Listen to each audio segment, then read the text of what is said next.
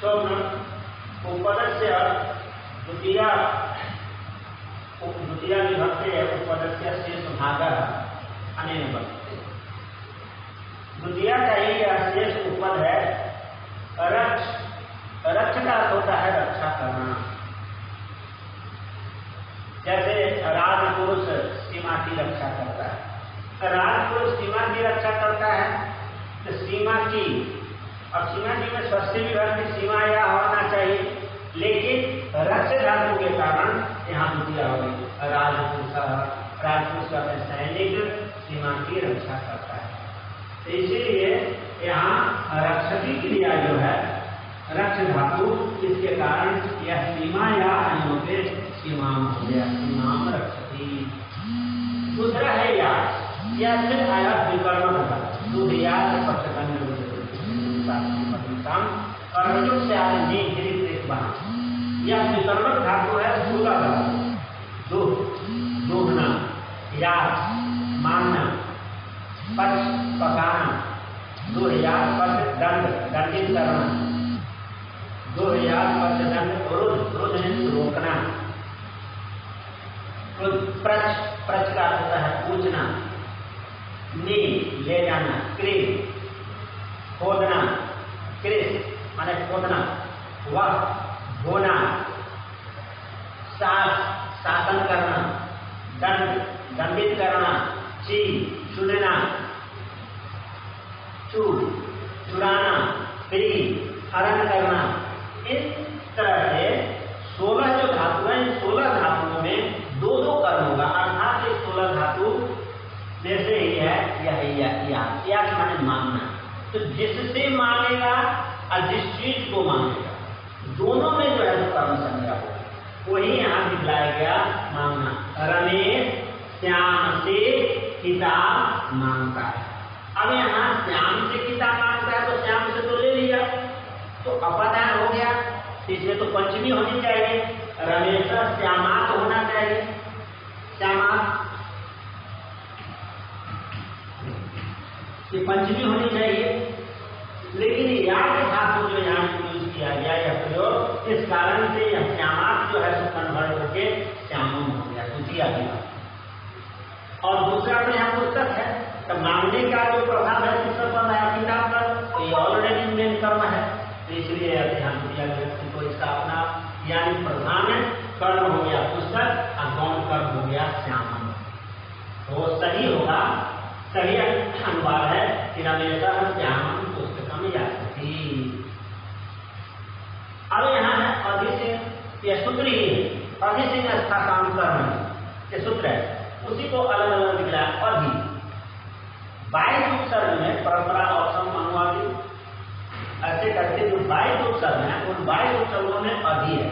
और सिंह सैन्य धातु, तो जब सिंह सैन्य धातु में सी धातु के साथ अगर अधि पहले हो, यानी उपसर्ग पहले हो, तो अर्थ हो जाता है लेखना।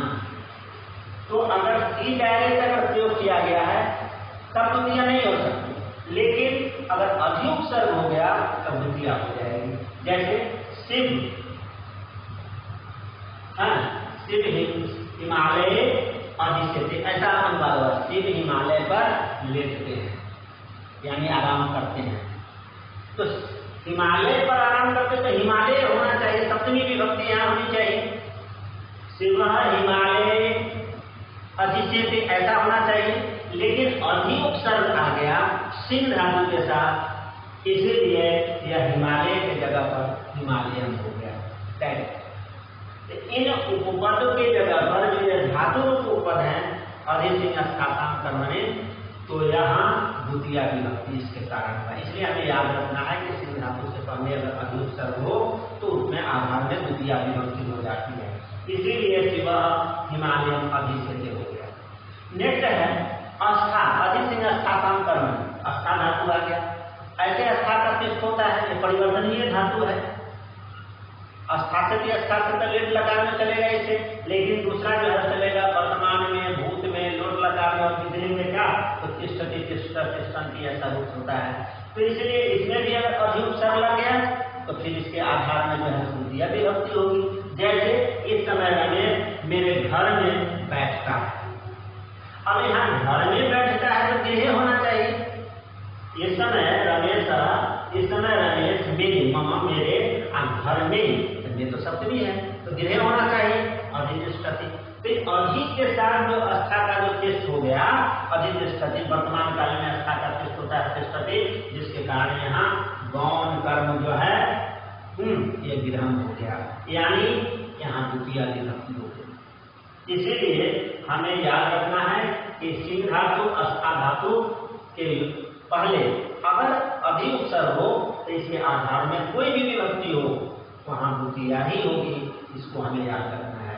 अधुना रमेशा मम गृहम अधितिष्ठति। नेक्स्ट है पृच्छ, ये फिर विकर्ण धातु है, तो याद रखना पृच्छ।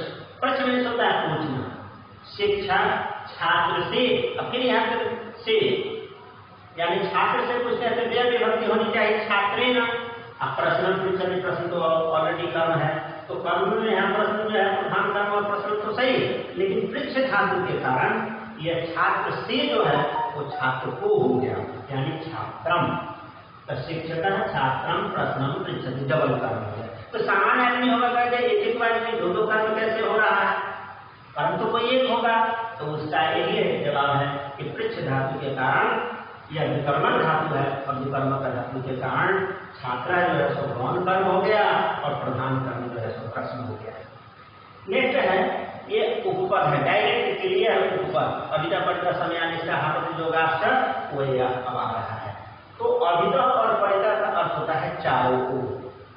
ये उपपद जो है ये अव्यय का रूप होता है, इसके रूप नहीं चलते हैं, इसीलिए अव्यय अलग है, लेकिन यह अव्यय सदृश है, इसलिए अभिधा का भी अर्थ होता है चारों, परिता का भी अर्थ होता है चारों।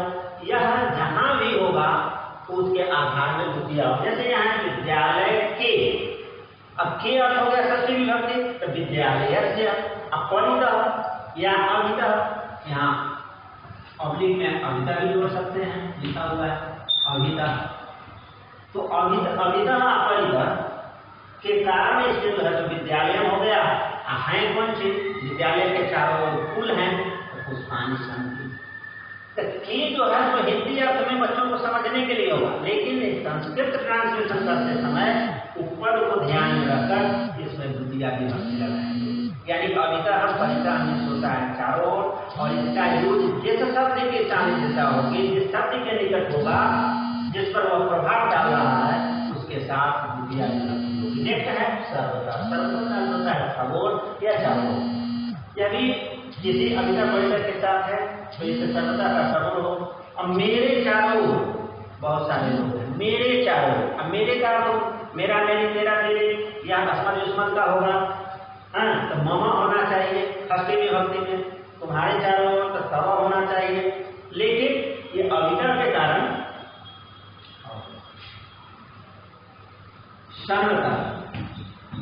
सर्वता है, अब लिखा गया था, तो ये सर्वता जो है ये सर्वता हमारे सबोर, तो मेरे चारों, तो माम सर्वता जना संति, मेरे चारों लोग सब हैं। इस सर्वता के कारण ये मम की जगह माम हो गया। ठीक, अब है अधिक, ये धिक भी है ऊपर। अब धिक का प्रयोग जिसके साथ होगा उसमें द्वितीय विभक्ति, चुगल भोगों को धिक्कार है, जिसुनम धिक, चोरों को धिक्कार है, तो समान धिक्का जहाँ भी होगा डायरेक्ट इसको ले सकते। अब प्रति, प्रति का अर्थ है की ओर, गांव की ओर, घर की ओर, तो की ओर अर्थ में गांव की ओर गणेश जाता है। अब यहाँ ग्रामर से प्रति होना चाहिए, तो ग्रामों प्रति गणेशा कर सकते। फिर है उभयता, दोनों मार्ग के दोनों ओर पेड़ है, मार्गम उभयतः वृक्षा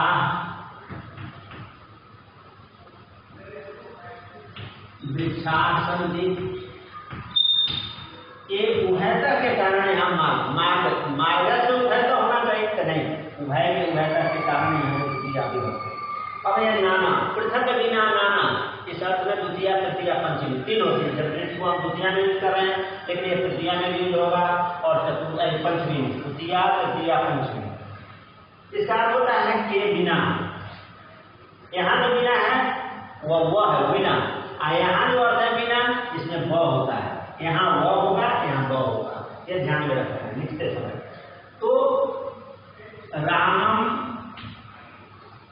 रामम बिना या नाना श्यामः न पठति।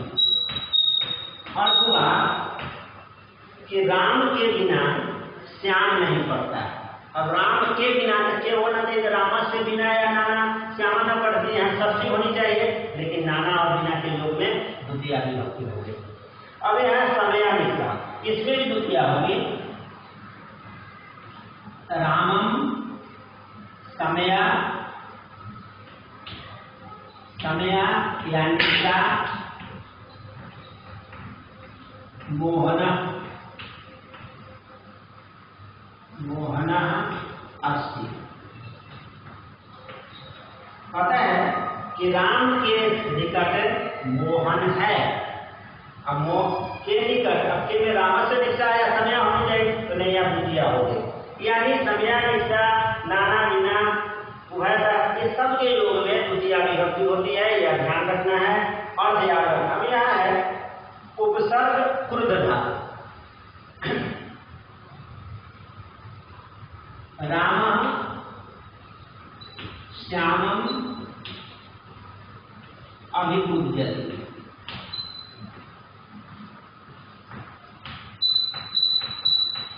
अब यहाँ अर्थ बताया जा रहा है कि क्रुद्ध धातु है, राम श्याम पर क्रोध करता है, तो पर अर्थ तो सप्तमी होनी चाहिए, राम श्यामे, तो श्यामे अभिपूज्यते ऐसा होना चाहिए, तो नहीं, ये अभिउपसर्ग जो लग गया, इसके कारण यह क्रुद्ध के साथ क्रुद्धति का मतलब हुआ श्याम पर नहीं, श्याम को क्रोधित होता है, यानी श्याम पर क्रोधित होता है, इसलिए श्यामम यहाँ द्वितीया विभक्ति।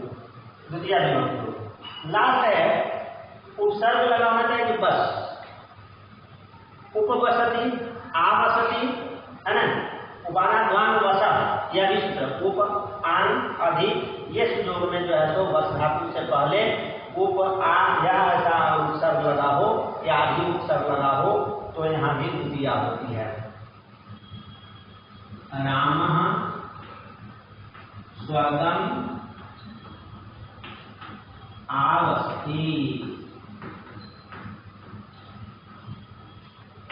कहने का अभिप्राय यह है कि बस धातु से पहले आ उपसर्ग हो गया, तो आ उपसर्ग हो गया, तो जैसे राम स्वर्ग में निवास करते हैं, तो यहाँ निवास करने के लिए बस धातु के साथ जो है सो आ गया उपसर्ग, तो इसलिए यहाँ द्वितीया विभक्ति हो गई। और इस तरह से आपको इस द्वितीया ऊपर विभक्ति में सारे ऊपर का अर्थ निश्चित रूप से याद होना चाहिए, और इसकी विभक्ति जो होती है, अगर धातु है तो धातु से पहले कोई उपसर्ग तो नहीं है, इसका भी याद रखना है। और इस तरह से हम सारे उपपदों का हिंदी अर्थ निश्चित रूप से याद रखें, और विभक्ति किस विभक्ति के लिए है उसको याद रखना है।